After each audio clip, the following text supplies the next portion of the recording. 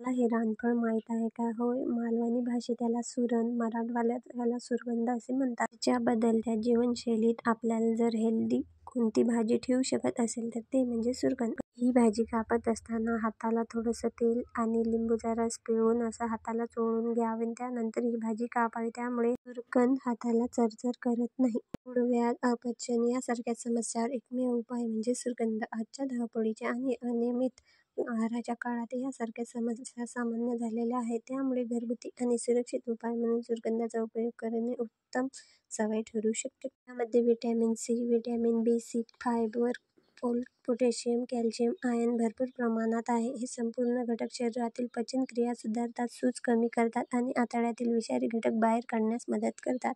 याचे छोटे छोटे तुकडे केल्यानंतर उन्हात वाळू घालावे. त्यानंतर अशा प्रकारे तळून घ्यावे आणि नंतर भाजी तयार करून घ्यावी. अशा प्रकारे सुरगंधाची भाजी रेडी झाली.